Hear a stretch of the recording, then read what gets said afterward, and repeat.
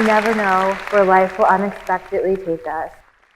And for me, my journey started where I started to feel not like myself, and I knew something wasn't right. I had missed my period, and horrible feelings started to rush over me. I knew at that moment I needed to purchase a pregnancy test. So the next day, I went to the store, and I purchased the test, and it didn't actually take me to the next day to take the test because I was so incredibly nervous, but in my heart, I knew exactly what it was going to read. So the next day I woke up, I knew that I needed to face the music. So I got up, I went to the bathroom, I opened up the package, I read the directions, and I proceeded to take the test.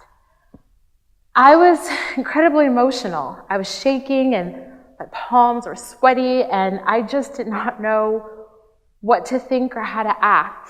I was shaking so much I couldn't even read the test, and I had to take a step back, breathe in, breathe out, and read the results that were going to change my world.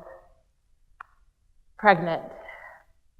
I really thought I was going to be angry and upset and disappointed in myself and just sad and crying, but I wasn't. I had these major emotions of just happiness and joy and pure just elated, and I didn't know why I was so happy. I was so shocked. I was really, at that moment it kicked in, I was happy that I was pregnant. But I was still shocked, and I had no idea what I was going to do, whether to choose life, to choose abortion, to choose adoption. I just didn't know. And at the time, my boyfriend at the time, he was just not supportive. And he had threatened to disappear, and he had told me that this was something I couldn't do on my own. And he put the fear in me so deep that I just felt like I didn't have any other option. And I gave in. I did not have the courage to speak up, and I decided to schedule the abortion the next day. I was pushed in a corner to choose between this relationship with my boyfriend or to choose life for my child, and it was an extremely heartbreaking and excruciating process. But honestly, in my heart, I knew what my choice was going to be, and it was to choose life. But at that moment, I didn't have the resources or any knowledge to really make a decision, so I decided to research free pregnancy clinics. And that's where I came across a place called Aid for Women.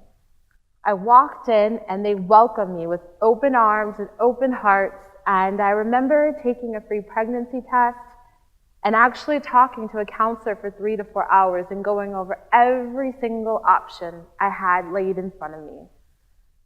After all, at the time, I had no income, I had no support, and I was on the verge of homelessness. And on top of that, my boyfriend, who was still threatening to leave and not be there. I really felt like choosing life was going to be incredibly impossible. But I remember those moments of happiness when I first read that positive pregnancy test, and I stuck to those moments and kept moving on. The women at Aid for Women gave me the courage to move forward, and they gave me this new outlook on this is something I could do and do very well, is to be a parent. So for the next 2 days, I sat at home and I cried and I mourned the loss of my boyfriend because I knew that as soon as I told him my decision, he would disappear and be gone. And I just had to prepare myself and get enough courage to speak up. So the night before the scheduled abortion, I told him my decision, and I told him I was going to choose life and not to terminate the pregnancy. And he did exactly what I expected him to do. He turned his back and cut off all communication. But I knew in my heart that I had made the decision that was important to me and important to my child. I then had decided that this was it. This was the journey that I chose. And I was so excited and happy. And every day after, all those negative feelings started to diminish. Although on a daily basis, being pregnant was difficult. I was an athlete my whole life. I had been an athlete before the pregnancy and even during, and I couldn't even make it up the stairs. It was sad, and what made it even more difficult was going to OBGYN appointments by myself and sitting in the waiting room and seeing all the other happy couples so excited for their new bundle of joy. And then there was me by myself. It was heartbreaking and really sad and discouraging, but I knew those negative feelings I was feeling in the moment were going to go away and things were going to get better. There was a better end result to all of this. And I knew that I was strong in my faith, that I believed that this was going to be an amazing experience. With all the positivity I was gaining, I was thrown another curveball. I was faced with an eviction and I had very low funds. So I knew that I needed to go back to Aid for Women for some more help and resources. They really became my family and they sat with me. I was able to find transitional living, medical help, and just all the items that I needed for the journey I've had with my child.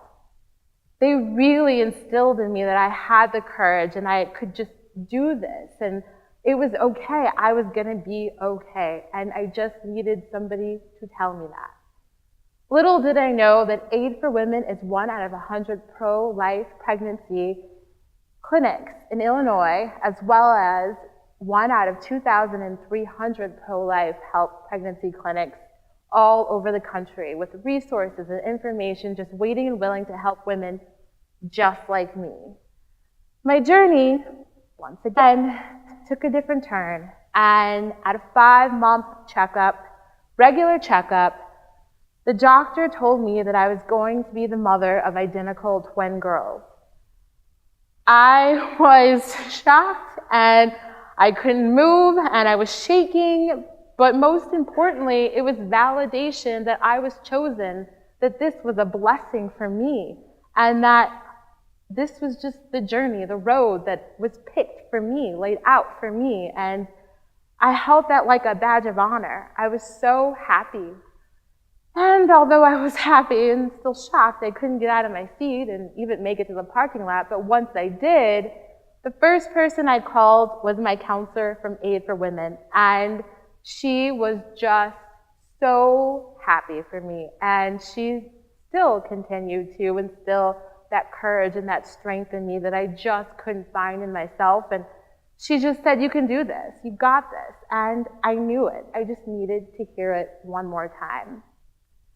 Now, my girls are 3 years old, and they are so amazing and fun and cool. They've given me a new breath, a new outlook on life. They have made me stronger and better than ever. They've really instilled a strong sense of patience and love and guidance and support and just compassion for all. And I would have never be where I am today without them. They have really helped me to reconnect with my family and build those relationships that I couldn't. And now I have that love and support from my family that I didn't. They've helped me to really focus and build a future for myself and for them. And they have, as a single mother, helped me to perfect the art of sticking to a schedule, making one, and doing all the tasks ahead. I'm so incredibly thankful for the people that have been in my life, that have done so much for me, and all the obstacles that make me the strong and resilient person that stands in front of you today. If it wasn't for them, I don't know where I would be, and I'm so incredibly thankful that I chose life for my children and to be their mother. If it wasn't for those obstacles, I wouldn't be able to share and to continue to share the journey that has led me to be the best mom that I can be. So thank you guys very much. And I would like to introduce Amelia and Olivia, who are here today. And I would like to say hi. Hi, come here. Come here.